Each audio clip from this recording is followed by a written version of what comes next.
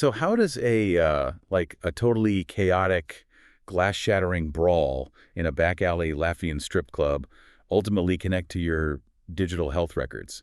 And I mean, the impending launch of a European digital currency and, the erosion of constitutional privacy. I mean, yeah, it is an incredibly massive leap to try and conceptualize, right? You are basically tracing a line from this gritty post-Soviet underworld of Eastern European banking directly into the hyper-sterilized cryptographic architecture of the digital wallet that's, sitting on your phone right now. Right, a massive leap, but that is exactly the web we are untangling today. So welcome to this deep dive. Today, our source material is this fascinating, incredibly dense, and frankly, highly detailed transcript of a Dutch interview. Yeah, it comes from a program called The Truman Show, right? And the guest is a financial journalist named Arno Wellens. Exactly. And the mission here is to sort of map out Wellens' sprawling argument. It's this thesis that connects European monetary policy, the rollout of digital identity passports, and the quiet dismantling of democratic oversight. Right, because Wellens is presenting a really comprehensive counter-narrative to the events of the past few years. And, because this touches on literally everything from pandemic policy and EU leadership to, the World Economic Forum and deeply complex geopolitics, the material we are unpacking today is highly politically charged. Oh, absolutely. I mean, it contains deeply controversial interpretations of recent history. Which brings up a really important point for you, the listener. As we wade into this, it is vital to understand that we are not taking sides here, nor are we endorsing the viewpoints presented in this transcript. Yeah, strictly analytical. Right. Our job today is strictly analytical. We are unpacking the data Wellens presents, analyzing the arguments, and mapping the architecture of his perspective, so you can understand it. We are dissecting the blueprint, not necessarily telling you to move into the building. Right. We are your guides through the source material, ensuring the underlying logic of these claims is clear. And honestly, the best place to start is with the chronology. Yeah, the timeline is wild. Yeah, it really is, because the transcript looks at the pandemic not as an inciting incident for all these sweeping European financial changes, but rather as a convenient accelerant for a blueprint that was already drawn up and just waiting for a catalyst. So Wellens specifically targets the massive 800 billion euro, quote-unquote, COVID recovery fund. The argument presented is that this unprecedented financial package was essentially like a rebranding exercise, right? Yeah, Exactly, rebranding. What was sold to the European public as an emergency life raft, frantically assembled to keep economies afloat during lockdowns, was actually a long sought-after mechanism known as Eurobonds. And to really grasp the gravity of that claim, you have to look at the macroeconomic friction that has defined the European Union for decades, right? You essentially have two completely diverging financial cultures trapped inside the same currency. Right, the North and the South. Exactly. In Northern Europe, so countries like Germany, the Netherlands, Finland, you have a very strong tradition of fiscal conservatism, strict budgets, lower relative deficits. But then in Southern Europe, Italy, Greece, Spain, you historically see much higher debt-to-GDP ratios and, just very different approaches to public spending. And the friction obviously comes from the fact that they share the exact same euro. Because historically, the northern economies flatly refused to mutualize debt. I mean, they totally refused the concept of a Eurobond, where the debt is shared across the entire bloc. Oh, completely. From the perspective of, say, a Dutch or a German voter, a Eurobond means they are essentially co-signing the credit card of a country that they feel habitually overspends. It's politically toxic. Yeah, it has always been politically toxic in the North. Any politician who even suggested it would just be voted out immediately. But the financial plumbing of the Eurozone was incredibly fragile without some form of shared liability. Right? Like you had a shared currency, but without a shared treasury. Exactly. And the central thesis of the source here is that European technocrats and leaders fundamentally believed they needed Eurobonds to hold the entire project together. They desperately wanted this integration, but they knew they could never pass it through normal democratic referendums. Or parliamentary votes during peacetime. The voters would just reject it outright. Right. And this is where the timeline laid out in the transcript becomes basically the smoking gun for Wellens. He recounts this really specific anecdote from a conference back in 2017. Wait, 2017, that's way before anything. Right, years before, and he claims he was seated near Franz Timmermans, who was, a highly influential, heavyweight EU politician. Hmm. And during this event, Timmermans allegedly stated quite openly to those around him that the EU was going to aggressively push for European-level loans by the summer of 2019. Wow. And the stated goal was to have this new mutualized debt architecture in place specifically for the 2021 to 2027 European budget cycle. Look at those dates, I mean, that Wellens is highlighting. 2017 is years before the first reports of a novel coronavirus in Wuhan. Yet, according to this account, the highest levels of EU leadership were actively strategizing to secure agreement on unified European debt by mid-2019 to operationalize it by 2021. Yeah. So the argument is that this wasn't an emergency life raft built while the ship was actively sinking. The life raft was already built, fully stocked, and just sitting on the deck for years. Just sitting on the deck, exactly. But the captain knew the passengers would riot if asked to pay for it, so he just waited for a massive, undeniable storm to hit. Once everyone was absolutely terrified of drowning, suddenly handing over the credit card for the life raft seemed, perfectly reasonable. That's the exact analogy, and the source points directly to official European Union documentation to validate this chronological discrepancy. Like, Wellens cites a very specific press release from the European Council. Oh, right, the UCO 2010 document. Yeah. Yes. Categorized as ECO 2010. And this document is dated July 2020, which is the exact summit where European leaders emerged after days of marathon negotiations to announce they had, quote, finally agreed on the massive COVID recovery fund. Right, because that summit was framed by the entire media as this desperate 11th hour negotiation to basically save the continent from the immediate economic fallout of the lockdowns. But Wellens points to sections A22 and A29 of that very document. In this incredibly dry, bureaucratic text, it explicitly states that the financial compromises reached at that summit were the culmination of, quote, many months of discussions. Oh, wait, many months? Yeah, if you track many months backward from July 2020, you blow right past the onset of the pandemic. You land squarely in 2019. Exactly. You land right in the exact window Timmermans allegedly highlighted back in 2017. The origin of the negotiations predates the virus entirely. That is wild, because if this 800 billion euro fund was genuinely an emergency response to overwhelmed intensive care units and, dying citizens in the spring of 2020, there is zero logical reason the official council documentation would cite negotiations that stretch back into a pre-pandemic timeline. None at all. And the transcript digs even deeper into the structural anatomy of these loans to further prove the point. Because Wellens asks this really critical structural question. If this capital was injected as an acute, desperate triage measure to save collapsing healthcare systems in 2020, why did the actual lending phase intentionally not commence until 2021? Right. I mean, in a true acute emergency, you do not structure the relief with a built-in one-year delay.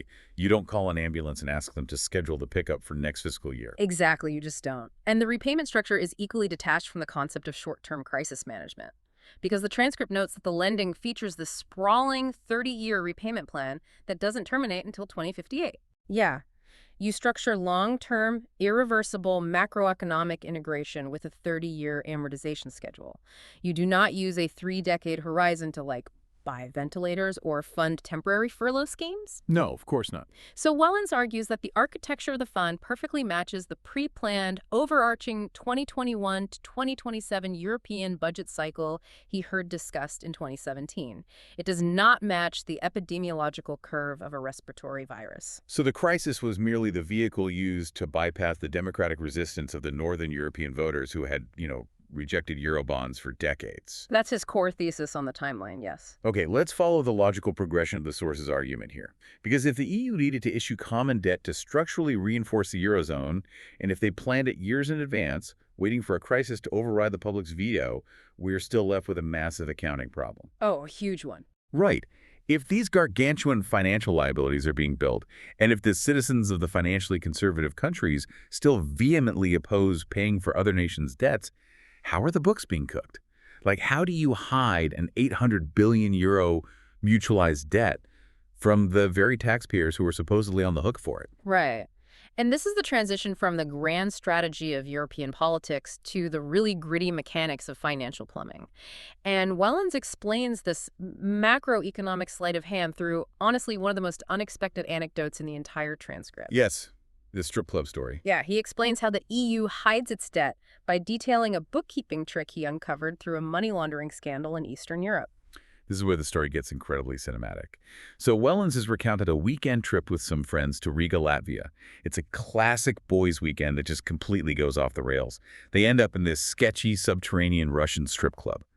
And a massive chaotic brawl breaks out. Glass breaking, shouting, total mayhem. Total chaos. Yeah, and they manage to get out. And the next morning, Wellens is walking the streets of Riga, nursing a hangover and just trying to clear his head.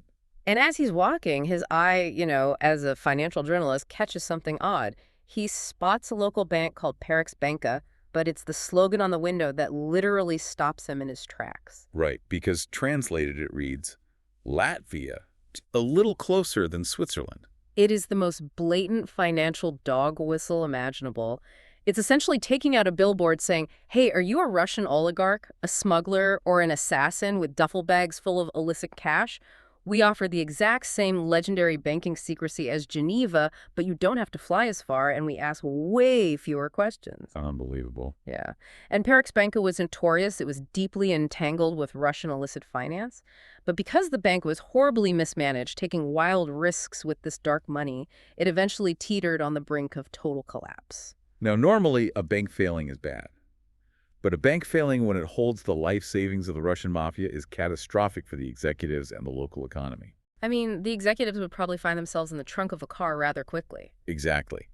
So the Latvian government is forced to step in and basically bail out this deeply corrupt bank to prevent a systemic meltdown and violent fallout. Right. But here is the macroeconomic dilemma Latvia faced at that specific time.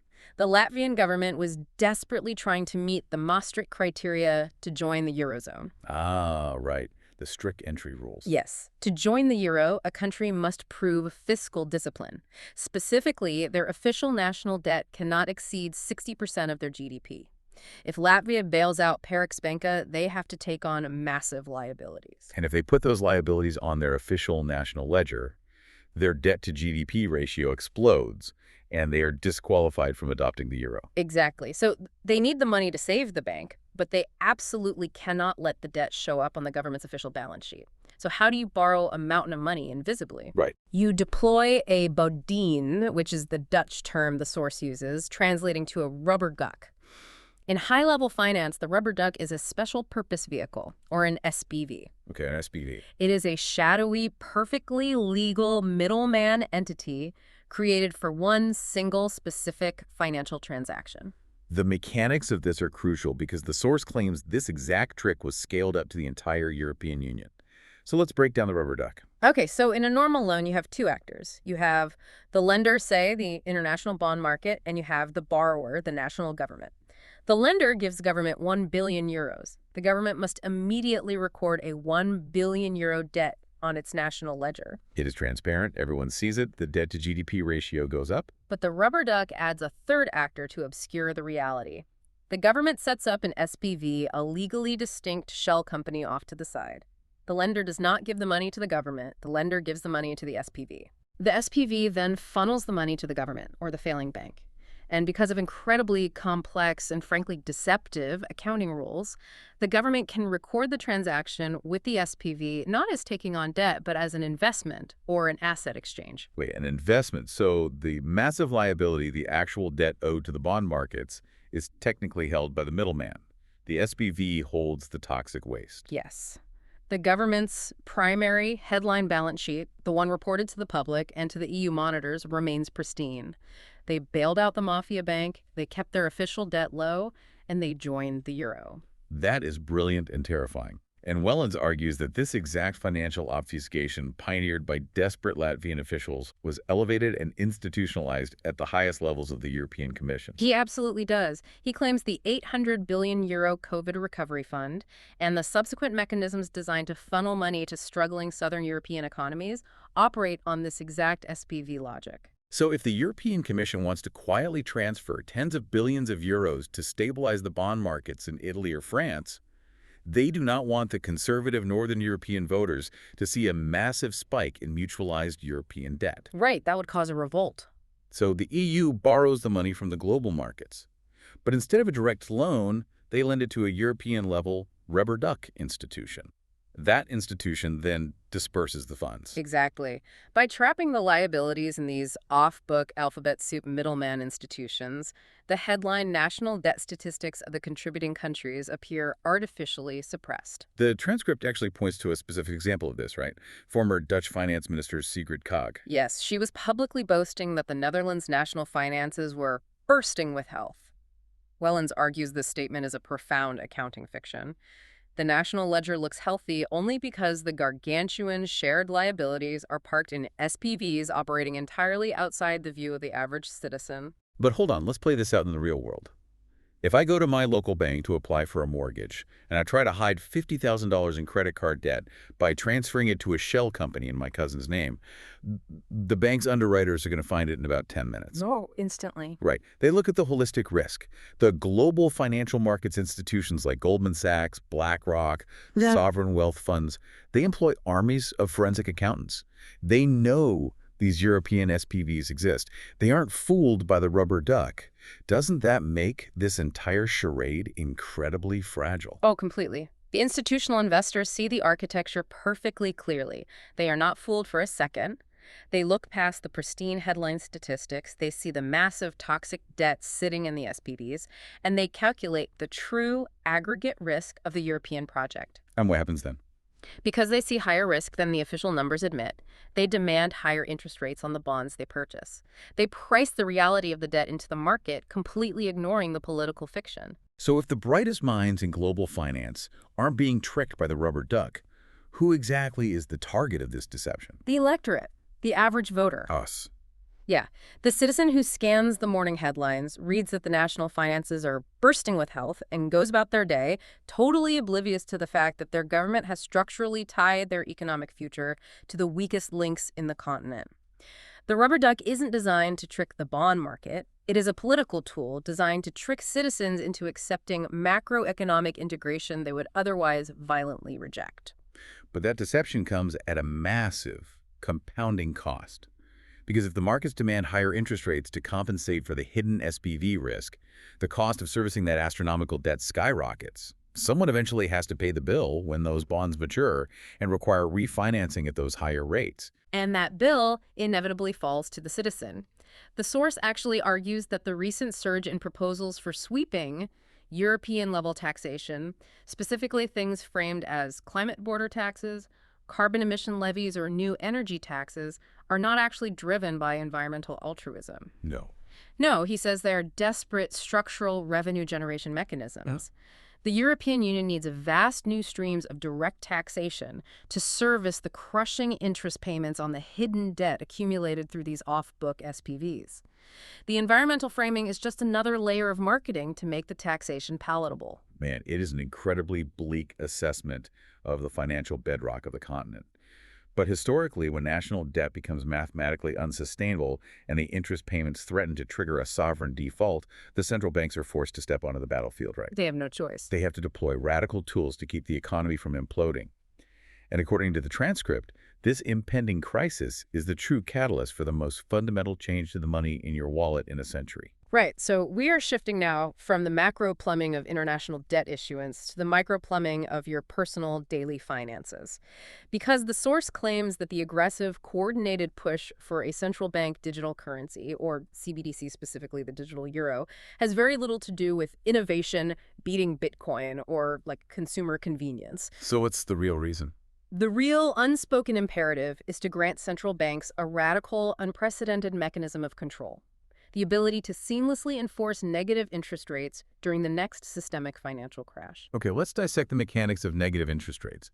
Because to a layman, the concept sounds utterly paradoxical. The entire premise of banking, as we understand it, is that I deposit my money, the bank uses it to issue loans, and they compensate me with a yield. My money slowly grows. Sure, that's the traditional model. But to understand why central banks want to invert that relationship, you have to look at how they respond to a crisis. Imagine a massive deflationary economic shock. Unemployment spikes. Consumers panic and stop spending. corporations halt expansion, the economy freezes. Okay, total gridlock. Right, and the primary lever the European Central Bank uses to thaw the economy is dropping the benchmark interest rate. If borrowing becomes incredibly cheap, businesses take out loans to build factories, people take out mortgages to buy homes, and the economy stimulates. It's essentially making money cheaper to force it to move. But what happens when the central bank drops the interest rate to zero and the economy is still frozen in a panic because they have run out of room? Exactly. They hit what economists call the zero lower bound. At that point, traditional monetary policy completely fails. To force the money to move, the central bank has to crash through the floor and push rates into negative territory. Right. Meaning, if the ECB sets the benchmark rate at -2%, the commercial banks are forced to pass that penalty on to the depositors. Suddenly, the bank isn't paying you a yield. They're actively confiscating 2% of your savings every single year just for the privilege of holding it on their ledger. The psychological intent is obvious.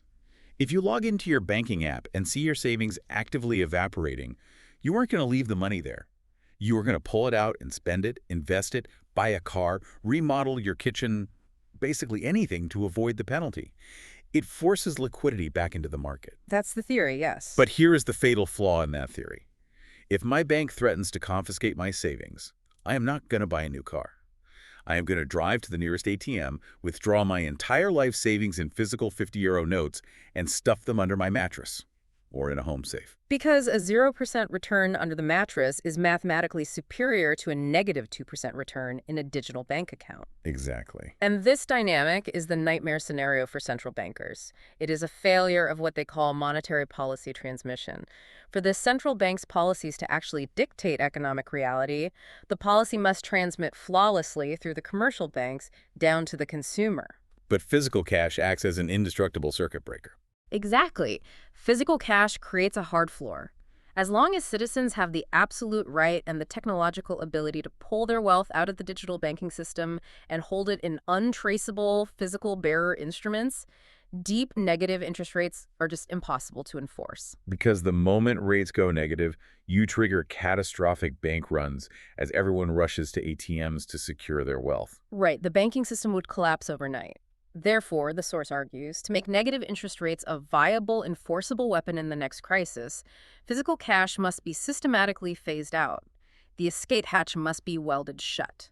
So a central bank digital currency isn't a neutral technological upgrade. It is a containment mechanism. It's about trapping liquidity within a closed loop where the central bank has absolute granular control over the velocity of money. Right. And the transcript points to the specific proposed regulatory frameworks for the digital euro to validate this theory.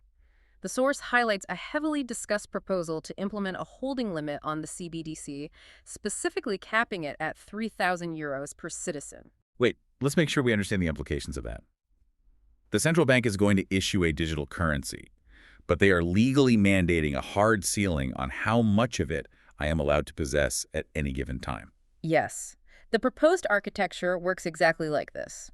You are granted a CBDC wallet directly tied to the central bank. You can hold up to 3,000 euros in that wallet. That specific tranche of money might be designated as a safe zone, exempt from negative interest rates to placate the working class. Okay, sure. However, the system requires that your CBDC wallet be inextricably linked to a traditional commercial bank account. But what happens when my employer direct deposits my monthly salary of, say, 4,000 euros into my account? Or I sell a used car for 5,000 euros. I instantly breach the 3,000 euro limit. Well, the software is designed with an automatic waterfall or sweep mechanism. The moment your balance hits 3,001 euros, the excess capital is instantaneously and automatically swept out of the safe central bank wallet and dumped into your linked commercial bank account. And it is within that commercial bank account that the negative interest rates, the wealth confiscation, can be ruthlessly and automatically applied by the financial institutions. You are structurally prevented from accumulating large, safe savings in the zero rate zone. That is a brilliantly insidious design. Let's use an analogy to visualize this. It's as if the central bank is constructing a massive, inescapable digital corral. They know a horrific financial storm is on the horizon. When it hits, They intend to turn on the negative interest rate weather, a freezing rain that slowly degrades your wealth to force you to keep moving, to keep spending. Yeah, that's exactly it. They need to ensure that the gate to the corral is electronically locked. They are aggressively removing all the physical cash from the field so you can't build a shelter. You are trapped in the weather. And the source notes that the containment strategy doesn't stop at physical cash. To maintain the absolute integrity of this digital corral, any alternative digital safe haven must also be neutralized.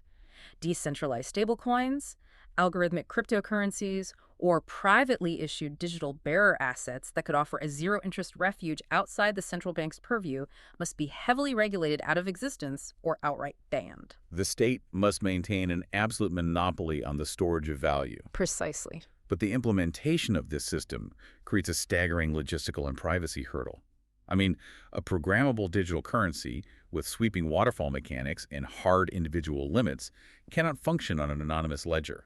You cannot enforce a strict €3,000 cap per citizen unless the overarching system knows exactly who you are, what commercial accounts you own, what your tax status is, and what your total aggregate wealth is across the entire European financial ecosystem. Right, it requires total surveillance. A CBDC mandates total surveillance. Yeah. Which leads us directly to the most sprawling, ambitious technological initiative detailed in the transcript. Yes, the deep dive transitions quite naturally here from the monetary policy of the central banks to the infrastructure of identity, because the source pivots to focus heavily on the deployment of digital identity applications. Right.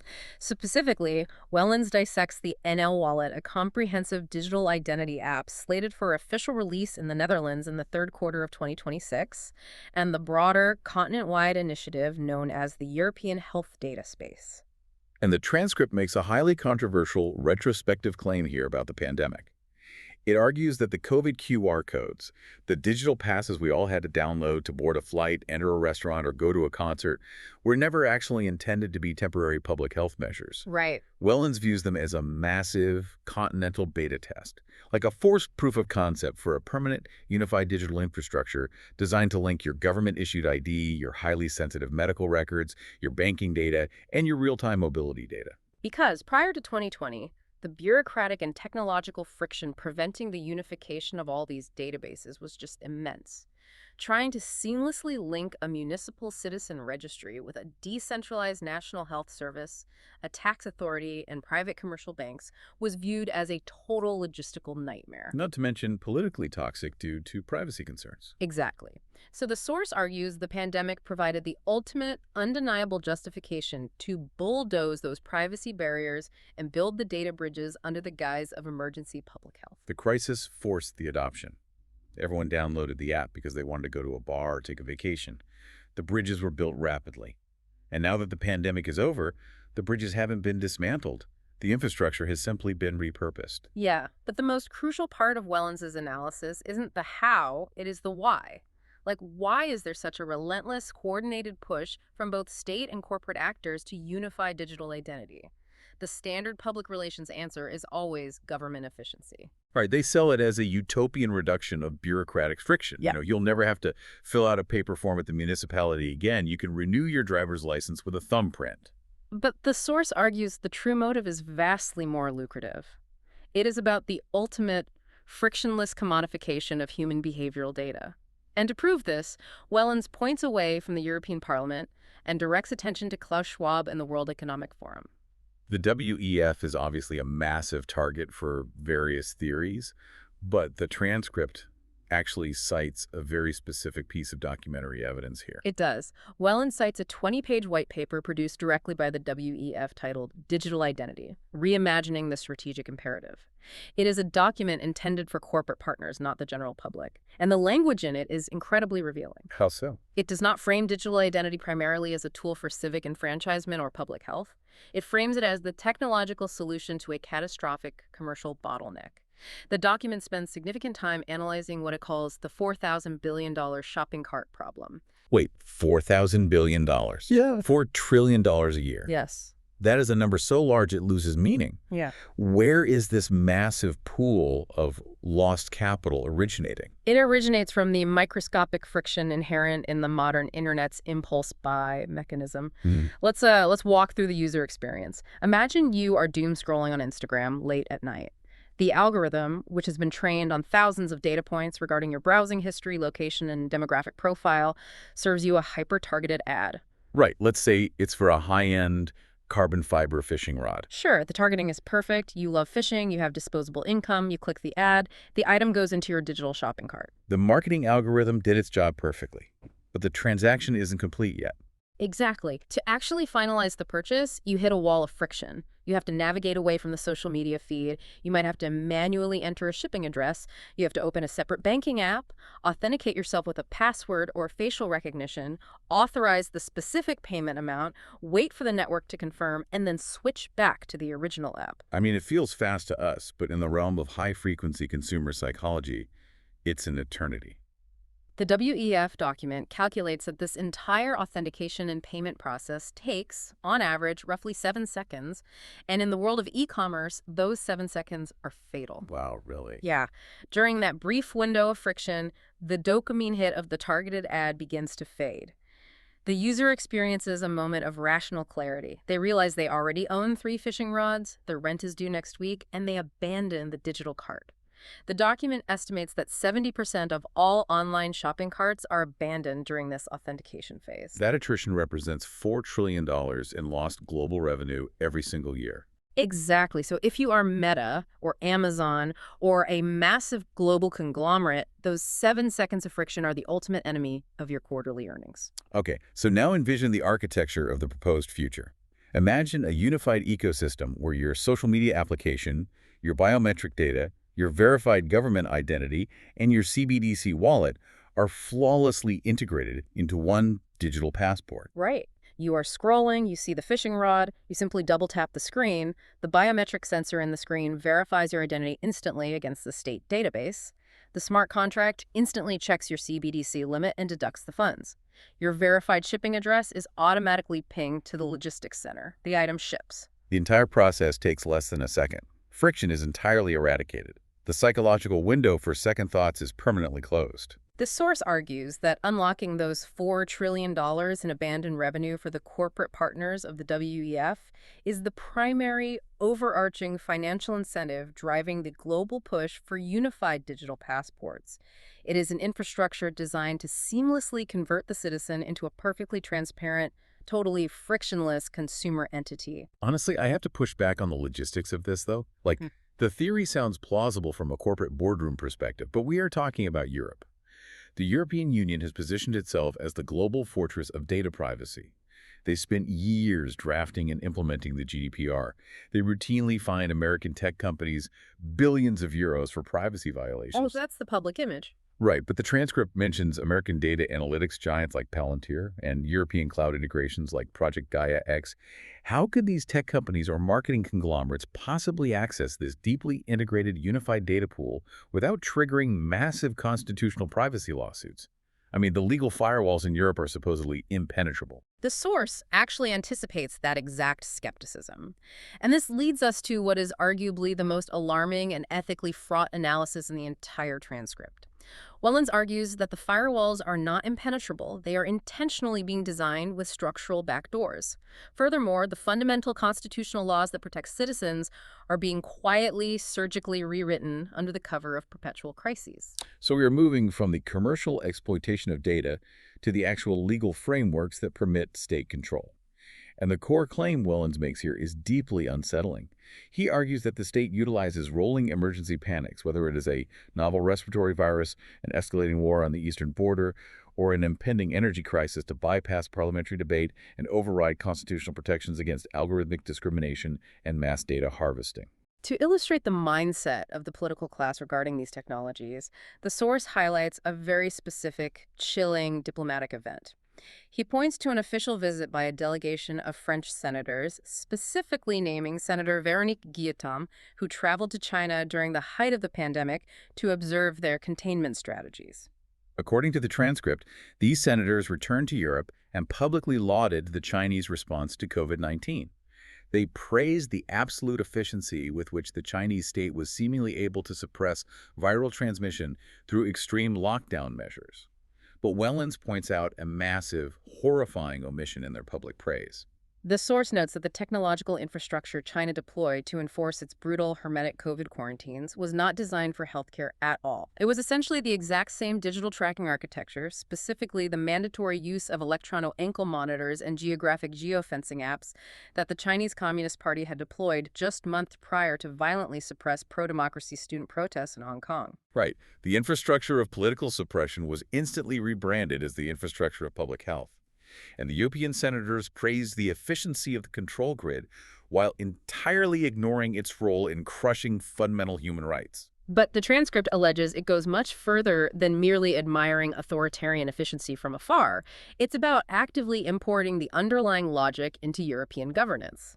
Wellens cites an official report produced by the French Senate following this trip, which discussed what the authors termed vertiginous questions regarding the future applications of digital health passports. Vertiginous, meaning dizzying, disorienting, or like standing on the terrifying edge of a precipice. Right. What exactly were they discussing that warranted that description? The source claims that within these official, documented discussions, European senators were debating the theoretical utility of using a unified, centralized digital health passport to preemptively isolate specific segments of the population. And crucially, this isolation would not be based on whether an individual was actively testing positive for a pathogen, but rather based on their inherent genetic or ethnic susceptibility to certain viruses. Well, wait. Let me stop you there, because the implications of that are staggering. You were saying they were engaged in a serious policy discussion about using the digital passport infrastructure to enact algorithmic quarantines and restrict the movement of citizens based purely on their race and genetic makeup. According to Wellens, yes. The transcript claims the Senate report actually contained the phrase, "Objectively, race is relevant," when exploring the correlation between viral susceptibility and ancient human migration patterns. The source argues that the very act of a Western democracy registering this data, linking a citizen's ethnicity and genetic profile to a centralized digital identity required for societal participation, sets the technological and legal stage for unprecedented automated discrimination. But this flies in the face of the foundational legal architecture of post-war Europe. The collection of mass data pertaining to race, sexuality, religious beliefs, or political affiliation is strictly forbidden. I mean, Article 23 of the GDPR, the continent's flagship privacy law, specifically outlaws the state processing of this data. It exists precisely to prevent the kind of horrific state profiling that tore the continent apart in the 20th century. How can a state possibly circumvent that constitutional barrier without triggering a political revolution? They do not circumvent it with a frontal assault. They use a Trojan horse. The source links the theoretical, vertiginous discussions in France directly to a very real, highly obscure piece of proposed legislation in the Netherlands. It is a bill called the WODG, which stands for the Wet of the Defensiegerichtheid. Translated, that is the Military Readiness Act. A military training bill. How does a bill designed for the Ministry of Defense have any jurisdictional overlap with civilian digital privacy or the GDPR? And that is the exact sleight of hand Wellens is trying to expose. On the surface, the WODG is presented to the public and the parliament as a necessary, mundane update to logistical regulations. It is framed as allowing the military to conduct more realistic training exercises in a dangerous geopolitical climate-clearing airspace for jets to fly at night, moving heavy armor across civilian infrastructure, stockpiling ammunition. Yeah. Who would vote against military readiness when there's a war on the continent? Right. But the devil is in the appendices. Wellens points to Article 4 of this proposed bill. He claims that buried within the technical jargon regarding logistics and security, there is a specific clause that grants the state the explicit power to bypass Article 23 of the GDPR. Walk me through the legal mechanism of that bypass. How does the state justify stripping the privacy firewall from civilian data registries for a military exercise? The source quotes the specific legal phrasing of the proposed text. It states that the prohibition on collecting sensitive, categorized data like race, genetics, or political leanings can be legally bypassed if the collection is deemed unavoidable for the purpose of the data processing in relation to national security or readiness. Unavoidable for the purpose of processing. That is a loophole big enough to drive a tank through. It essentially means that if the state decides unilaterally that it needs to map the demographic or genetic makeup of a civilian population to prepare for a theoretical biological threat or a logistical crisis, the constitutional protection just evaporates. Wellens argues this is the ultimate terrifying manifestation of crisis thinking. It is the weaponization of external threats, a pandemic, a war in Eastern Europe, a climate catastrophe to justify internal domestic repression. The state uses the language of safety to dismantle the architecture of civil liberty. Wow. I want to pause the conversation right here to emphasize the sheer gravity of what the source is arguing, because it sounds like science fiction, but it is deeply rooted in legislative reality. Think about your own interactions with technology. You download a digital wallet application because the state makes it incredibly convenient. It allows you to skip the line at the pharmacy, it scores your train tickets, it verifies your age instantly. It feels like progress. It feels helpful, yeah. But in the background, entirely unseen by the public, the fundamental constitutional law protecting you from state profiling, the very law preventing your data from being weaponized against you, is being quietly erased in an unread appendix of a military logistics bill. It represents a profound structural shift in the power dynamic between the citizen and the state. The technology acts as a sedative while the bureaucracy alters the foundation of the relationship. Which brings us to the most glaring, obvious question of this entire deep dive. If everything Wellens is outlining is true, if the financial plumbing of Europe is a fraudulent house of cards hiding astronomical debt in SPVs, if central banks are aggressively plotting to trap our liquidity to enforce wealth confiscation via negative interest rates, and if these digital passports are actively paving the way for constitutional overreach and genetic profiling, why isn't the public screaming from the rooftops? Why isn't this the lead story on the front page of every major newspaper and the focus of every evening news broadcast? Wellens addresses this silence directly. He places the blame squarely on the institutional failure of the media. However, it is vital to note that he does not allege a grand, smoke-filled room conspiracy where editors are taking orders from a shadowy cabal to suppress the truth. His analysis is much more systemic. Systemic how? He points to a convergence of three mundane but powerful forces: journalistic incompetence, severe financial conflicts of interest built into the modern business model, and the paralyzing career-ending fear of social stigma. And to illustrate the sheer mind-numbing triviality of the modern news cycle, the source introduces a highly specific, slightly absurd metric he calls the RTL News Billen score, which roughly translates to the butt score. Yeah, it is a crude metric, but mathematically devastating. Wellens went to the digital archive of RTL News, which is one of the largest, most mainstream news outlets in the Netherlands. He used their search function to compare the volume of coverage between two topics. Okay. On one side, he searched for articles detailing the Central Bank Digital Currency, a foundational, epical shift in the nature of sovereign money and citizen privacy. On the other side, he searched for articles written about the reality television star Kim Kardashian's backside. And the ratio he uncovered perfectly encapsulates the crisis of modern journalism. For every single article RTL News published discussing the macroeconomic implications or privacy concerns of the digital euro, they published 1,780 articles about Kim Kardashian, a ratio of 1 to 1,780. This metric highlights what Wellens views as a catastrophic systemic failure of the Fourth Estate to inform the electorate about the structural changes actively reshaping their society. But the transcript pushes deeper into the structural why. Like, why does a supposedly serious quality newspaper actively choose to publish triviality over hard-hitting investigative journalism regarding financial architecture? And the answer, he argues, is entirely dictated by their revenue model. Follow the money. Specifically, the ad revenue. Exactly. The source points out that the so-called quality newspapers, published by massive consolidated media conglomerates like DPG Media, rely entirely on the exact same digital ecosystem that the state is trying to build. Their survival depends on digital tracking, third-party cookies, and the relentless harvesting of behavioral data to serve targeted advertisements. It is a massive inherent conflict of interest. If a newspaper's entire quarterly profit relies on harvesting its readers' data to sell to advertisers, they are fundamentally structurally compromised.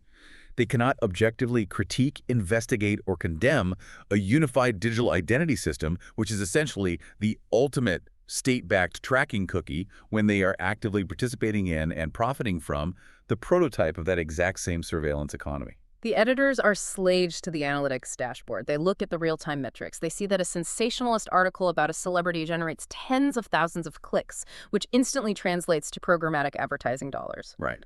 Conversely, a deeply researched 3,000-word investigative piece exposing the off-book liabilities of a European special-purpose vehicle generates a fraction of that traffic. Yep. In a hyper-competitive, click-driven economy, complex truth is simply a poor, unprofitable product. The algorithms do not reward nuance, they reward outrage and titillation. But the pressure isn't just external financial metrics.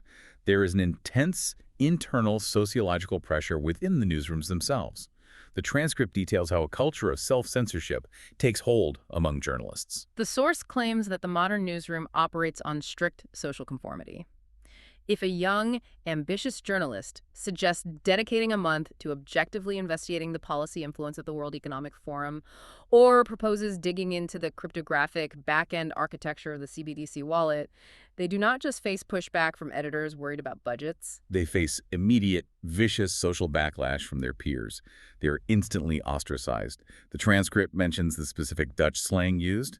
They're hit with the wappie stigma. A wappie is essentially a derogatory term for a crazy tinfoil hat conspiracy theorist. Right. And the moment that label is applied to a journalist, their career within mainstream media is effectively over.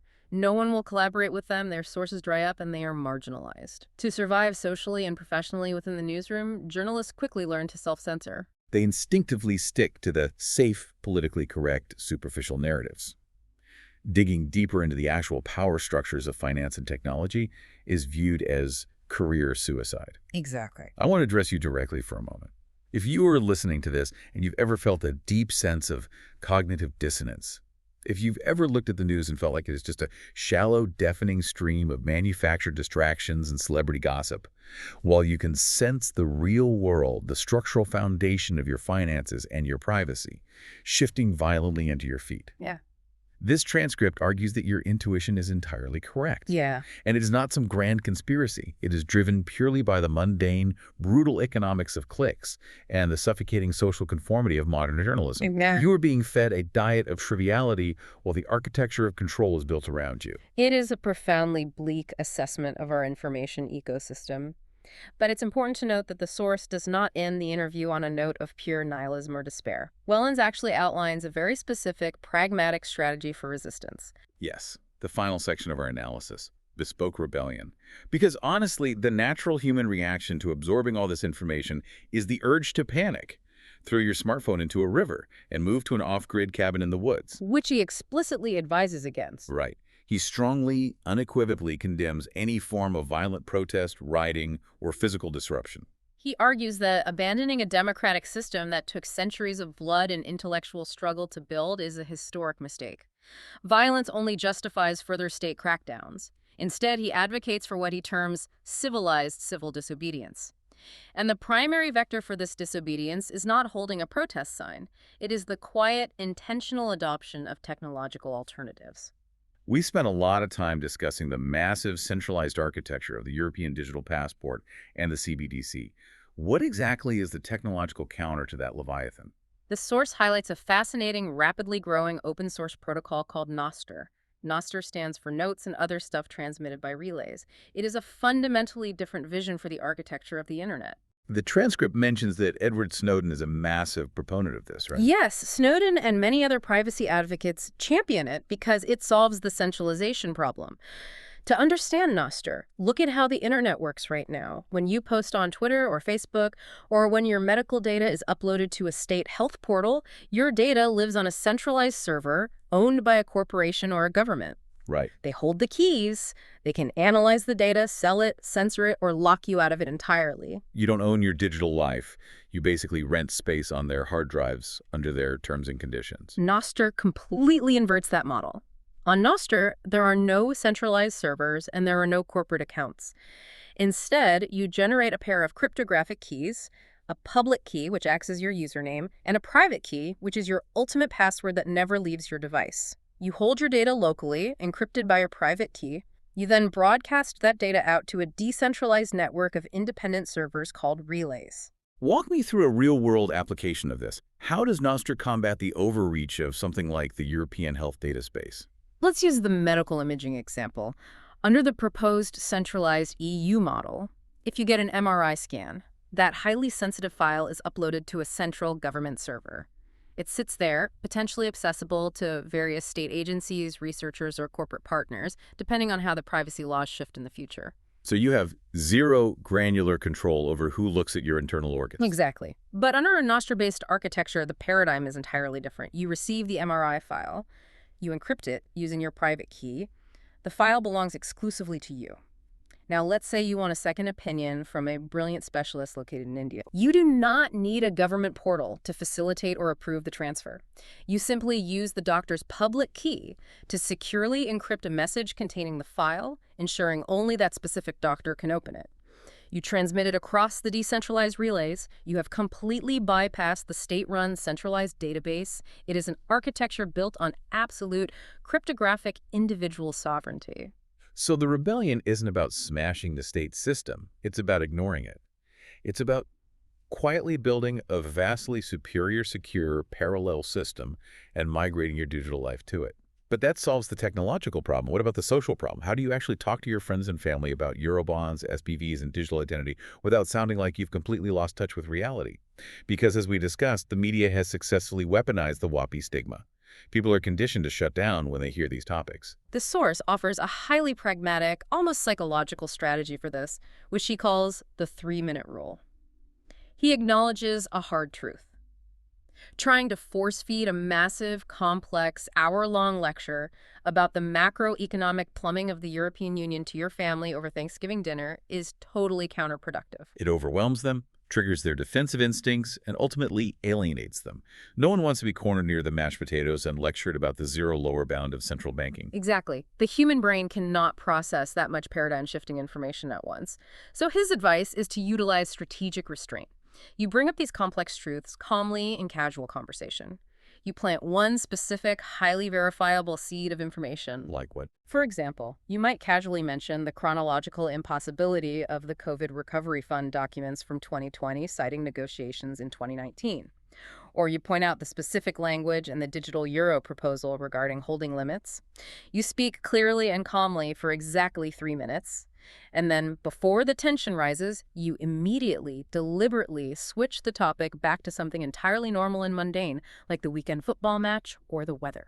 You plant the seed, but you don't drown it with a fire hose. You let them water it themselves. Yes, you do not try to force an immediate epiphany. You simply provide a moment of intellectual friction. You introduce a data point that contradicts the mainstream narrative.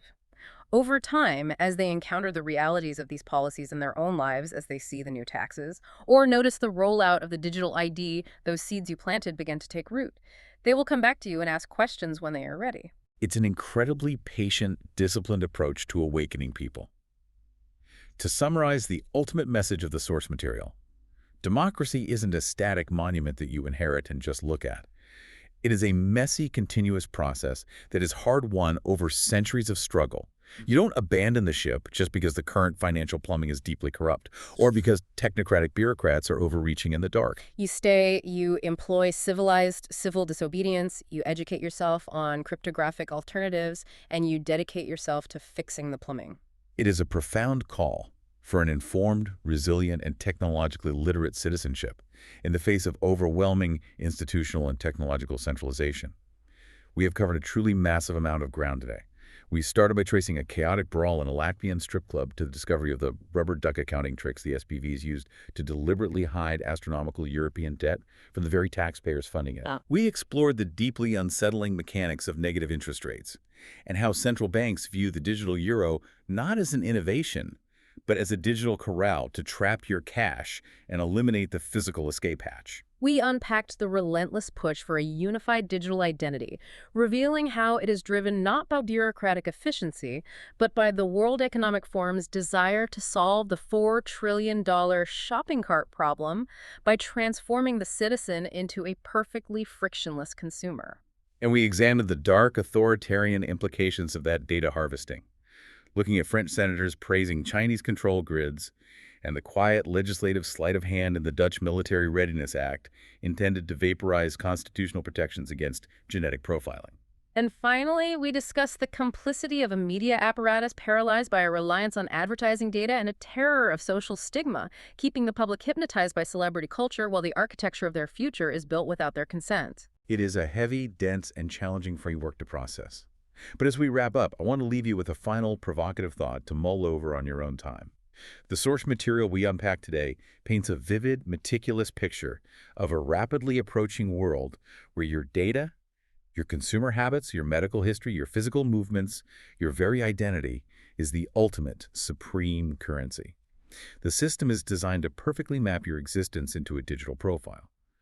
But if governments are using your digital reflection to balance their off-book ledgers, and if massive corporate conglomerates are using it to perfectly target their algorithms and eliminate your moment of rational friction, it raises a profound, almost existential question for you to explore.